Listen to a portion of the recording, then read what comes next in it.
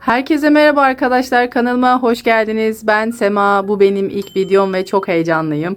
Öncelikle bir hatam yanlışım olursa lütfen kusuruma bakmayın. Aşağıda yorumlarda belirtebilirsiniz. Şöyle yapma böyle yap diyebilirsiniz. Her türlü fikre ve yoruma açığım. Video çekme amacımıza geliyoruz. Konuğumuz bu bizim tatlı AirPods kılıfımız, ayıcığımız. Şöyle hemen göstereyim size. AirPods'umuzu da içine koyuyoruz ve böyle koca göbekli tatlış bir şey oluyor. Şimdi sizinle bu tarifi paylaşacağım. Bu ayıcığın nasıl yapıldığını anlatacağım. Evet, anlatım videosuna geçmeden önce neden bu kadar çok ayıcık ördüğümü size kısaca bahsetmek istiyorum. Ya ben bunları merak etmiyorum, tarife geçmek istiyorum diyorsanız açıklamalarda tarifin anlatımının başladığı kısmı da belirteceğim. Direkt o dakikalara tıklayıp tarif kısmına geçebilirsiniz. İkinci ayıcığımı göstereceğim. İlk ayıcığım beyaz bir ayıcıktı. Bunu kanalımda görmüşsünüzdür. Fotoğrafını koyacağım şimdi. O ayıcığı kız kardeşime hediye ettiğim için şu an burada gösteremiyorum. O benim ilk eserimdi ve güzel, hoşuma gitmişti. Küçük tatlı bir ayıcık oldu ama bu ikinci ayıcığım oldu. Böyle pofidik, güzel, şeffaf çıt çıtları kullandığım bir ayıcık. Aslında severek ördüm ama gecenin bir yarısı ördüğüm için nasıl ördüğümü inanın bilmiyorum. Çünkü ipi de göstereyim size. Şöyle bir ip. Hemen markasını da göstereceğim. Daha önce Instagram kanalımda da çok sordunuz. Lanoso Dominant ipi. Bu ip örmesi çok zor bir ip. Aslında tığla örülmemeli. Yani kağıdın arka yüzünde sadece şiş numarası belirtiyor. Bilmiyorum buradan görüyor musunuz? Sadece 6-7 numara şişle örme belirtilmiş. Çünkü yani tığla örmesi neredeyse zor bir ip. Ortadaki kalın bu zinciri göremiyorsunuz örerken. Gerçekten zorlanıyorsunuz. Bu ayıcığımız böyle oldu, ikinci eserim. Dedim ki bu benim içime sinmedi. Ben bu ipe, yani bu ayıcığa en yakın ipi bulmam lazım. Daha sonra ip arayışına başladım. Tuhafiye gezdim. Ve sonunda bu en yakın ip bunu buldum. Bir tane tuhafiyede birkaç tane kalmıştı. Bunu bitirmedim. Nedenine gelince abla dedi ben bu ipi satmıyorum. Neden dedim satmıyorsunuz? Bu ip çok dayanıksız bir ip dedi. Hemen kopuyor dedi. Bana gösterdi. Ben yine de dedim ki olsun ben alayım. Fark etmez, en azından denemek istiyorum dedim. Bir parçasını ördüm. Sonra gerçekten hani burada anlaşılıyor mu bilmiyorum ama bana çok dayanıksız bir hissiyat yarattığı için tamam dedim, bunu bitirmeye gerek yok. O yumak öyle duruyor. Koala ip var. Koala iple ördüğüm de bir ayıcığım var. Bunu da tamamlamadım. Çünkü bunun da örmesi çok zor. Bu neredeyse Lanoso ipiyle aynı. Örmesi zor bir ip. Buna da başladım ama bunu da bitiremedim. Sonra bıraktım. Ben yine ertesi gün gezmeye devam ettim ve benzer bir ip arayışında başka bir ip daha buldum. Bu ipimiz de ihraç fazlası iplerdendi. Markası neydi hatırlamıyorum. İhraç fazlası olduğu için zaten devamı olmayan ipler. Dedim bundan da belki yapabilirim. Bir de bunu deneyeyim. Bunu aldım. Bununla da bu ayıcığı ördüm. Örmesi kolay ama sökmesi zor bir ip. Biraz zorladı beni. Neden zorladı? Böyle garip kıyış kıyış bir ip. Yani kadife ipe benziyor ama değil. O yüzden ben bunu da sevmedim. Bunu da bitirmedim ve bir kenara bıraktım. Sonrasında asıl daha çok beğendiğim ayıcıklardan biri bu oldu. Bunu da normal kadife iple ördüm. Himalaya Velvet. Bunda da mesela bakın numara 8 numara tığıyla örmenizi öneriyor size. Burada gözüküyor mu? Evet. Fakat ben bunu 4 numarayla falan ördüm ya da 3 numarayla falan ördüm. Çünkü sıkı olmasını istedim. Bu ayıcığımız da güzel oldu. Şeffaf çıt çıt diktim ona yine. Arka cepleri bu şekilde. Kollarını da şöyle kapatayım. Hoşuma gitti aslında. Tatlı, bu da güzel, kullanılabilir bir ip ama tabii ki de bunun yanında da içime sinmedi. Dedim ki ben ne yapacağım bu ipin orijinalini bulacağım dedim. Daha sonra tuhafelerde bulamayınca internetten söyledim. İnternette bir hobi ipleri satan bir siteden. Çok fazla sitede de bu rengi yoktu bu arada. Diğer bu ayıcığımı da göstermek istiyorum size. Tarifteki gibi ikili trabzanla değil de sık iğne tekniğiyle ördüm. Bunu da bu ipimle ördüm. Bu da Nako'nun geri dönüştürülmüş iplerinden. Ama ayıcık için güzel oldu. Siyah çıt çıt diktim ona da. O da güzel oldu. Tatlı oldu ya. Güzel oldu bu da. Sevdim. Bu biraz daha boz ayıya benzedi. Evet, tekrar geldim. Yapılış videosuna geçmeden önce size malzeme listesini göstereceğim önce. Öncelikle ihtiyacımız olan 2 adet amigurumi göz. Ben bunları en küçük numaralardan aldım ama biraz daha büyük numaraları varsa onları da alabilirsiniz. Bunun yerine yarım boncuklar var. İnce boncukların yarısı. Ondan varsa onu da kullanabilirsiniz. Veya siyah mantar düğmeler var küçük. Elinizde o varsa onu da kullanabilirsiniz. Hiç olmadı siyah inci boncuk da kullanabilirsiniz. Onlarla da göz yapabilirsiniz. Geçiyorum daha sonra ihtiyacımız olan çıt çıtlar. Gördüğünüz gibi burada siyah çıt çıtlar var. Kollarında, yani ellerinin ucunda, bir de arka kısımda 2 adet Siyah çıt çıt kullandım. Ben siyah kullanmak istememiştim ilk başta. Şeffaf çıt çıtlar almıştım. Bakın şeffafları burada kullandım. Bunları diktikten sonra çok hoşuma gitmedi. İp detayları gözüküyordu. Böyle çok sevmedim. O yüzden siyah çıt çıt aldım. Neyse bunu da kenara koyalım. Hangi çıt çıttan almak istiyorsanız ya da elinizde varsa hiç fark etmez. Daha sonra ihtiyacımız olan tabii ki de bir tığ. İpimize uygun bir tığ. Ben şu an 2,5 numara bir tığ kullanıyorum. Herhangi bir tığ, ipiniz hangisi uygunsa, onu daha önce söylemiştim. Daha sonra 2 renk ip lazım, iğne iplik. Bunlar çıt çıtları dikmek için ve şu ağız detayını dikmek için kullanıyoruz. Bunları da geçiyorum. İhtiyacımız olan malzemeler. Bir de şöyle küçük ağız öreceğiz. Şuradaki ağız detayını göstereyim size. Bunun da nasıl yapıldığını size birazdan göstereceğim. Bunu da herhangi bir elimde beyaz böyle eskiden kalma bir yumak vardı. Onunla yaptım. Herhangi bir iple kullanabilirsiniz ama ince olması tercihim. İnce olursa daha kibar olur, daha güzel olur. Şimdi malzemeleri de anlattığımıza göre yapılış kısmına geçebiliriz. Evet, ayıcığımızın örülüş videosuna başlıyoruz. Benim elimde şöyle bir ip vardı. Çok koyu kahverengi olmaması, biraz da hani örerken sizin anlamanız açısından böyle bir ip tercih ettim. Bu ipime uygun olduğunu düşündüğüm tığım bu 2,5 numara tığ, 2,5 milim. Bununla öreceğim. Öncelikle işe başlarken, örgüye başlarken, yani bu örgüyü hiç bilmeyen kişiler, yani karşımdaki kişiler hiç örgüyü bilmiyormuş gibi başlamak istiyorum. 5 adet zincirle başlıyoruz. İsterseniz bir kağıt kalem alıp zincir sıralarını not edebilirsiniz. Ben şimdi yavaş bir şekilde anlatacağım size. Tığımızı ipimize doluyoruz. Bu arada ipi parmağınızdan kaymaması için şöyle bir dolama yöntemim var benim. Bu şekilde hem hafifçe kayıyor, ip geliyor, hem de parmağınıza böyle ip dolamış olmuyorsunuz. Rahat örüyorsunuz. Şimdi 5 adet zincir çekerek başlıyoruz. 2, 3, 4, 5. 5 adet zincirimizi çektik. Gördüğünüz gibi başak başak gözüküyor. Biz şimdi buradan tutuyoruz ve ters çeviriyoruz. Ters çevirdiğimizde şurada görüyor musunuz bilmiyorum ama zincirin arkasında 1, 2, 3, 4, 5 tane çubuk oldu çizgi var. Bu çizgilere doldurarak devam edeceğiz. 2 adet zincir çekiyorum. Ve şimdi ipimi tığıma bir kere doluyorum. Daha sonra bu ilk çizgime bir defa ikili trabzan yapıyorum. İkili trabzan nedir veya işte sık iğne nedir, bu tarz şeyleri merak ediyorsanız YouTube'da biraz öğrenebilirsiniz. Fakat ben de ilerleyen zamanlarda yeni başlayanlar için örgü videoları çekmeyi düşünüyorum. Devam edelim. Burada bir başlangıç zincirimiz, bir de ilk çubuğa doldurduğumuz ikili trabzanımız var. Şimdi bu 5 sırayı ikişerli bir şekilde dolduracağız. Toplam 10 tane ikili trabzanımız olacak. Yine tığıma bir kere ipimi dolduruyorum. Diğer hemen yandaki çubuğuma batıyorum. 1, 2 seferde çektiğim için bunun adı ikili trabzan. Buraya bir defa daha yapıyorum. Şurada bir kaşık oldu. Bir defa. 1, 2, 3, 4 oldu. Şimdi ben bunu 10'a tamamlayacağım. Hemen yandaki çubuğumla deliğime giriyorum. 1, 2, hemen yanda devam ediyorum. 3, son çubuğuma da, son zincirimin çubuğuna da tığımı batıyorum. Bu ilk zincirde örmesi biraz zor olur. Merak etmeyin, endişe etmeyin. Devamı kolay olacak. Buraya da ikinci ikili trabzanımı doldurdum. Gördüğünüz gibi şöyle bir aya benzer bir parça oldu. Bu bizim ayıcığımızın kafa kısmı. Burada kulakları ördüğümüz için anlaşılmıyor. Şimdi 2 zincir çekiyorum ve örgümü çeviriyorum. Az önce bu kısmı örmüştük. Örgümü çeviriyorum. Şimdi burada gördüğünüz bu noktalara toplam 10 tane nokta var. Noktaların hepsine ikili trabzan yapıyoruz. 2 zincirimizi çektiğimiz için bu bizim 10. yani 1. trabzanımız olarak geçiyor. İpimize tığımızı doluyoruz. İlk başlangıca batmıyoruz. İkinci nokta kısmına ikili trabzan yapıyoruz.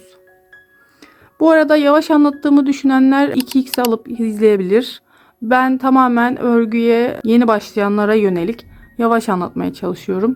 Anlamayanlar olursa sıkıntı çekmesinler diye yavaş anlatmaya çalışıyorum. Bu işi bilenler, örgü bilenler 2x alıp beni izleyebilirler. Devam ediyorum. 1, 2, 3. trabzanımız oldu. 4. trabzan. 1, 2, 3, 4, 5. 6, 7, 8, 9, 10. şu en başlangıç zincirimizde, buraya da şu şekilde tığımızı batıyoruz. 10. trabzanımızı da yaptık.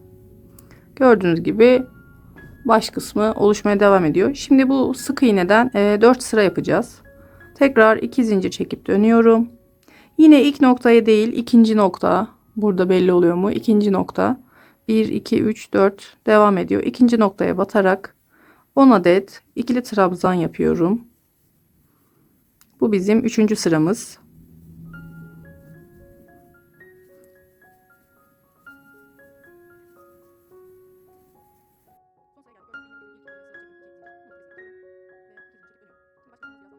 Devam ediyorum. 4. sıramı yapacağım. Yine ilk deliğe batmıyorum. İkinci delik.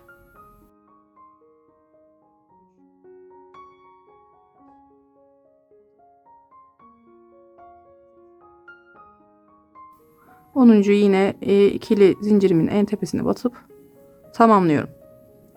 Şimdi kafamız oluştu. Gördüğünüz üzere ayıcımızın baş kısmı. Burada ben aynı 4 sıra ördüm. Kollara geçeceğiz. Bu kol kısmını zincir örerek devam edeceğiz. Nasıl yapıyoruz? En son ikili trabzan yaptık. Şimdi 12 adet zincir çekeceğiz. 2, 3, 4, 5, 6, 7, 8, 9, 10, 11, 12. 12 adet zincir çektik. Bu bizim kolumuz olacak. Hemen bunu da ikili trabzanla dolduracağız. Şöyle yine son çektiğimiz zincirden döndürüyorum.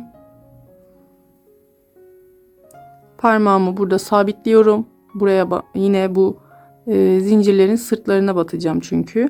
Parmağımı sabitliyorum. Yine 2 zincir çekiyorum. İpimi tığıma doluyorum ve ilk noktaya batıyorum. Devam ediyorum. Yine ikinci çizgiye.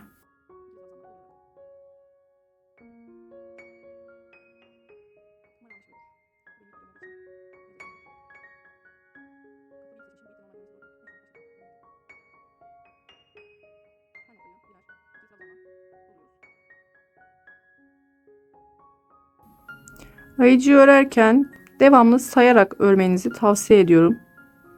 Saymadığınızda bir şeyleri yanlış yapabilirsiniz. Sonra ayıcınız yamuk olabilir. Veya benim ilk ayım gibi boynu kısa olabilir. Son buraya kadar geldik. Gördüğünüz gibi bu kolumuz. Şimdi son, yani aslında ilk attığımız zincire de böyle battık. İkili trabzanımızı yaptık. Şimdi bu şekilde ya kolumuz. Kafayı ters çeviriyoruz ve bu sıraları 10 tane ikili trabzanla doldurmaya devam ediyoruz.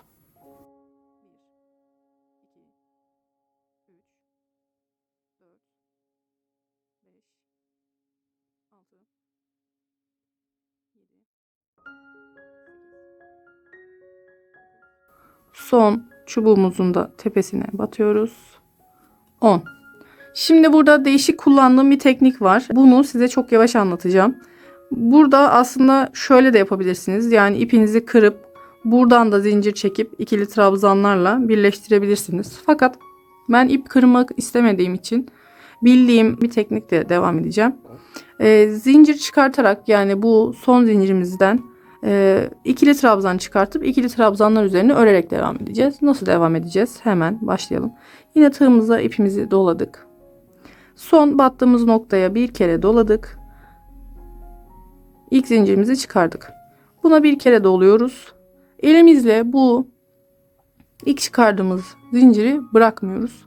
Şimdi elimizde normal ikili trabzan gibi 3 tane ip oldu. Bir kere ikisini birden, daha sonra diğer ikisini birden çektik. Gördüğünüz gibi burası uzamaya başlayacak. Şimdi yine ipimizi tığımıza doluyoruz. İlk battığımız ve çıkardığımız bu zincire tığımızı geçiriyoruz. Bir ilmek çıkardık. Şimdi normal ikili trabzanı bitirir gibi 2 ilmeği birlikte çekiyoruz. Tığımızda 2 var. Bunu da birlikte çektik. Devam ediyorum. Yine bu şekilde bakın kolumuz devam ediyor. Aynı buradaki gibi olmaya başladı. Devam ediyorum. Zincirimizi battık. Bir ilmek çıkardık. Bu şekilde. Zincirimize yandan batıyoruz. Bir ilmek yukarı çıkartıyoruz. Bu bir nevi dikey örmek gibi bir şey. Böyle çıkardık. Devam. 2 seferde çekiyoruz yine ikili trabzanımızı. Zincirimizin sırtına battık. Devam. Kaç oldu? Sayalım. 1, 2, 3, 4, 5 oldu. 12, 13'e tamamlayacağız. Burada ilk başlangıç zincirimizle birlikte, şu başlangıç zincirimizle birlikte 13 sıra ikili trabzan yaptık. Burada da yine 13 sıra yapacağız. Devam ediyorum.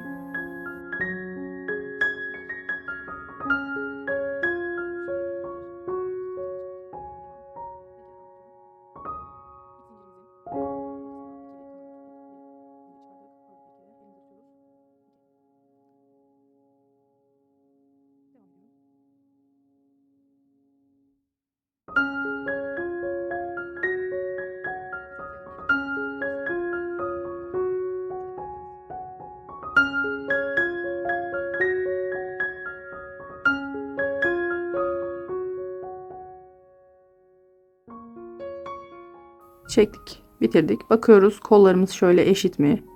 Evet, eşit. Örmeye devam ediyoruz. 1, 2 adet zincir çektim. Yine ters çeviriyorum örgümü. Baş aşağı bakıyor. Buradaki noktaları doldurmaya devam ediyorum. İlk noktaya tabii ki de batmıyorum. Çünkü o benim zaten birinci çubuğum. İkinci noktaya batarak trabzanlarımı dolduruyorum.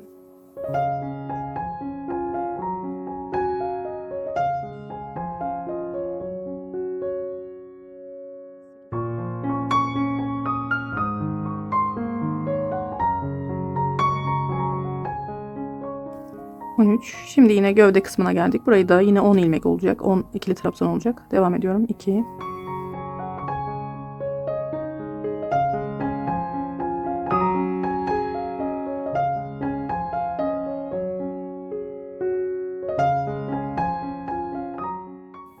10. Kolumuza geldik. Diğer kolumuza. Onu da yine doldurmaya devam ediyoruz noktalardan.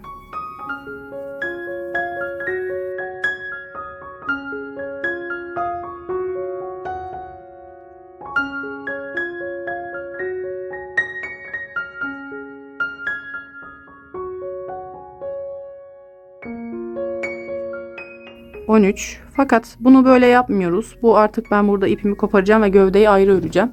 O yüzden burada şöyle 2 zincir çekiyorum.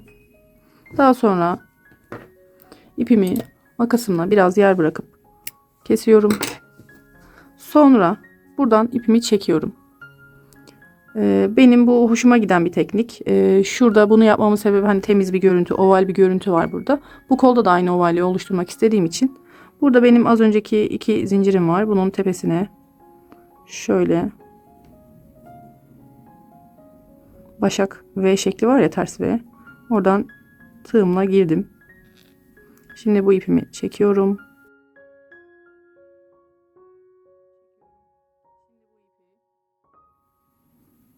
Buradan ilk çıkan noktasına geri çektim. Bakın gördünüz mü? Burada güzel oval bir bitiş oldu. Şimdi ipimi de yavaş yavaş gizliyorum. Nasıl gizleyeceğim? İçeri çekmeye başlıyorum. Ördüğüm şu orta kısım mesela burada ipin yönüne doğru çekerek ipi saklıyorum. Bunu yapmamın sebebi çabuk sökülmesini istemiyorum kolumun. Çünkü bu ürün kullanılacak bir ürün. Hasar alabilecek bir ürün. Bu ipi güzel saklamazsak ileride bu kollar çıkar, ipler çıkar. Hoş olmaz. O yüzden ipi olabildiğince içeriden götürmeye, saklamaya çalışıyorum. Şimdi fazla kalan ipimi kesiyorum. Gördüğünüz gibi bu bizim ayıcığımızın kafası ve kolları oldu. Baş kısmımız ve kollarımızı ördük. Gövdeye geçiyoruz. Bunun için ters çeviriyoruz. Herhangi bir yönden başlayabilirsiniz. Hiç fark etmez. Ben burada düz olan, yani ikili trabzanları ördüğümüz kısmı, burası düz. Burası da ters kısmı. Ben burada düz olandan başlıyorum. Elimize yine ipimizi alıyoruz. Biraz fazla uzun bırakmışım. Şimdi nereden başlıyoruz? Burada bir 10 sıra ikili trabzan örmüştük. Şimdi tam buna hizayla gövdede zaten kenarlardan 2 adet arttırma yapacağız. Yani 10 adet trabzanımız, bir buradan bir de buradan 12 adet trabzan olacak. 12 adet trabzan için şuradan tam aşağı indiğimizde buradan başlıyoruz. Tamam mı? Tığımızı aldık. İpimizi biraz arkada bırakıyorum. Elimle tutuyorum yoksa gelecek. Bunu sabitliyorum. 1, 2 adet zincirimi çektim. Şimdi artırma yapacağımız için gövde 12 zincirden oluşacağı için burada aynı noktaya, başlangıç noktasına bir defa daha ikili trabzan yapıyorum. Ve burada 2 adet trabzanımız oldu. Şimdi sıralarımızı doldurmaya devam ediyorum. Bu sırada ipimde var ya, fazlalık ipim. Bunu içeriden yürütebilirim. Gizlemek istiyorum. İsterseniz uğraşmayın. Dışarıda kalsın. Daha sonra tığla da çekersiniz. Ama ben örerken böyle yürütmeyi, gizlemeyi seviyorum. 1, 2, 3, 4 oldu.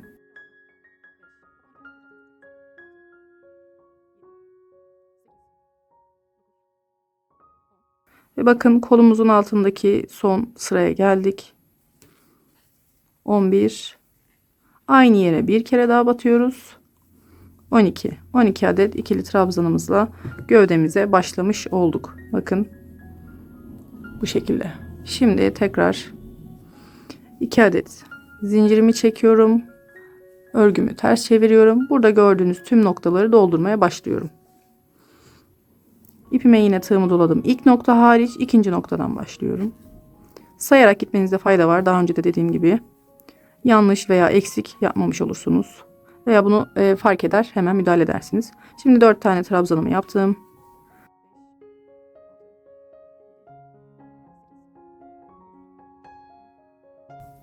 ...11 ve en başlangıçtaki ikili zincirimiz, onun tepesine şu şekilde, buradaki başak var ya, bu şekilde batıyoruz. Devam ediyorum. İlk noktaya batmıyorum. İkinci nokta. 4 sıra ördüm. Devam ediyorum. 5. sıramı da öreceğim. 12. Şimdi bir ölçüyorum. Bakıyorum ayıcımın gövdesi eğri postum için yeterli mi? 5. sırada hala yeterli değil. Gördüğünüz gibi kısa geldi. Buraya da tam bu kısımda kapak olacağı için buradan hiza alıyorum. Bir sıra daha örüp hemen geliyorum. 6. sıramdayım. Yine 12 adet ikili trabzan yapıyorum. 12 adet tamamladık. Tekrar ölçüyorum. Bakıyorum. Tamam diyorum. Eğri postum buraya sığar. Şimdi bacağımızı yapıyoruz. İlk bacağımızı yapıyoruz. Buradaki ilk bacağımızı. Yine 2 adet trabzan çektik. Dönüyoruz. Burada bizim toplam 12 ilmeğimiz vardı ya. 12 zincirimiz vardı. 4'ünü dolduruyorum. 3, 4'ünü doldurdum. Diğer 4 zincire de diğer bacağımızı yapacağız. Arada da 4 tane boşluğumuz kalacak. Devam ediyorum. 2 zincir atıp şimdi yine örgümü döndürüyorum. 2, 3 ve ilk çubuğumuz, ilk ikili trabzanımızı da buraya doldurduk. Şimdi bakıyorum, bana bu bacak boyu güzel, ideal. İsterseniz bir sıra daha yapıp daha uzun bir bacak da yapabilirsiniz ama ben bu bacak boyunu sevdim. Benim için gayet ideal diyorum. İpimi burada kesiyorum. Şöyle biraz bırakıp kesiyorum. Zincirden çıkardım. Şimdi yine az önce yaptığım gibi ipimi biraz içeriden dolandırarak gizleyeceğim. Fazla ipimi makasımla kesiyorum. Şimdi sırada ikinci bacağım var. Bir bacağımızı yaptık. İkinci bacağımızı yine ipimizi alıyoruz. Bu köşeden başlamıştık ya burada. Burada da yine köşeden başlamak için ilk ikili zincirimizin tepesine geçiriyoruz. Böyle aldık. Şurada bir boşluk var. Tepemizi geçirdik. İpimizi çekiyoruz. Biraz kalıyor burada. Daha sonra o ipi saklayacağız. Şimdi 2 zincir çektim. Şimdi yine doldurmaya devam ediyoruz. İkili trabzanla 1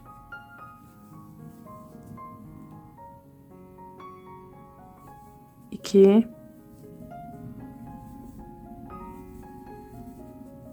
3. Gördüğünüz gibi ilk başlangıç zincirimizle birlikte 4 tane trabzan yaptık. Yine 2 zincir çekip dönüyoruz ve boşlukları dolduruyoruz. 1 2 üçüncü boşluğu doldurduk. Şimdi yine bu ilk bizim zincirimizdi. 4. trabzanımızı yapıyoruz. Şimdi yine ipimizi biraz bırakıp kesiyoruz. Fazla kısmı kestim. Gördüğünüz gibi ayıcığımız tamam. Yani ilk parçası tamam. Toplam 3 parça bu gövdeden öreceğiz. İkinci parçamız böyle bir parça. Daha sonra da böyle bir parça öreceğiz. Şimdi ikinci parçaya başlıyoruz. İlk parçamızı kenara aldık. Yine aynı bu başın aynısını, bu kolların aynısını öreceğiz. Yine bir zincir çekerek başlıyorum. 2 3 4 5 adet zincir çektim, doluyorum. Bu parça başlangıcın aynısı olacağı için isterseniz başa alabilirsiniz. Ben yine de anlatmaya devam edeceğim. Ne yapıyorduk? Zincirleri ikişer tane dolduruyorduk. İlk noktalardan, çubuk noktalardan.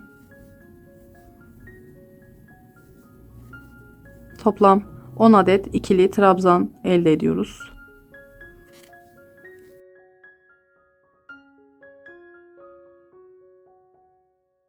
Şimdi bakıyoruz. 1, 2, 3, 4, 5, 6, 7, 8, 9, 10 tane oldu. Başımız başladık. 2 zincir çekip şimdi doldurmaya devam ediyoruz.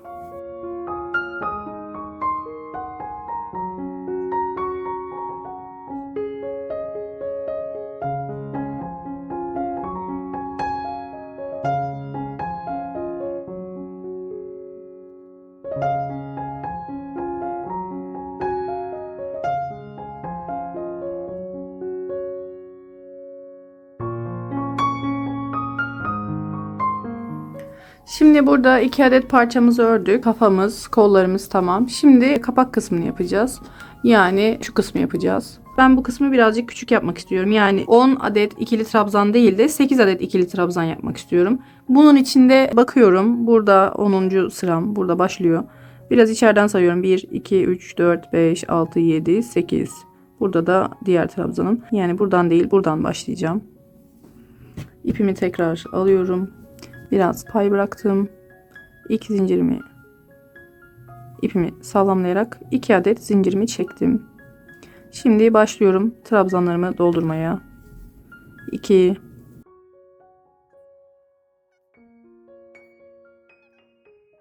8 tane yaptım.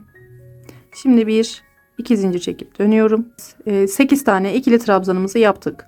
Şimdi 2 adet zincir çektim ve diğer sırama geçiyorum.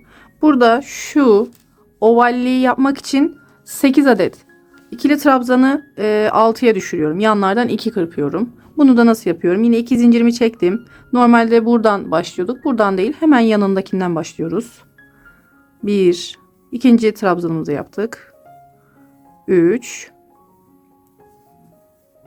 4 5'i yaptık. Şimdi 6.'yı yapacağız. Normalde buraya batmamız gerekiyordu ama küçülttüğümüz için 2 adet zincirin tepesine batıp ikili trabzanımızı çektik. Gördüğünüz gibi küçük oldu. Daha küçük bir çatı oldu. Yine burada ipimi kesiyorum.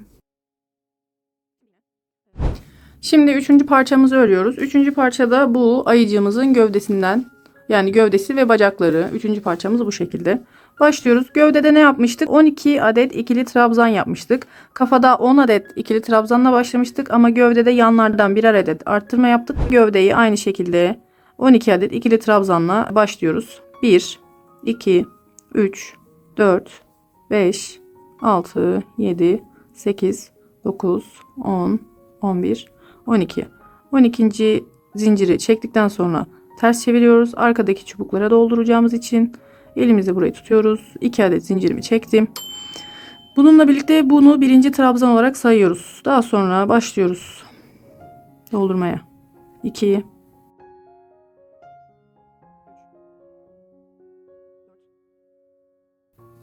12. Toplam 12 adet trabzanımız oldu. 2 adet zincir çekip döndürüyorum ve bu trabzanları doldurmaya devam ediyorum. İlk boşluğa batmıyorum. İkinci boşluk. Saya saya yine boşluklarımızı devam ediyoruz doldurmaya.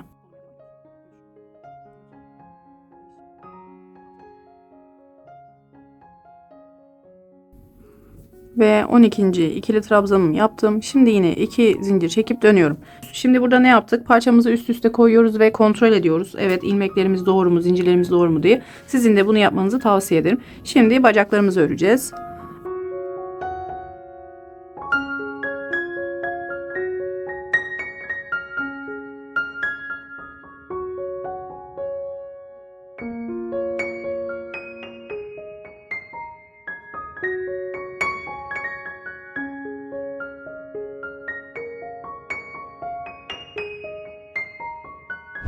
Gördüğünüz gibi 3. parçam tamam. Şöyle birleştirelim. Ayıcığımızın temel olarak parçalarını hazırladık. Şimdi sırada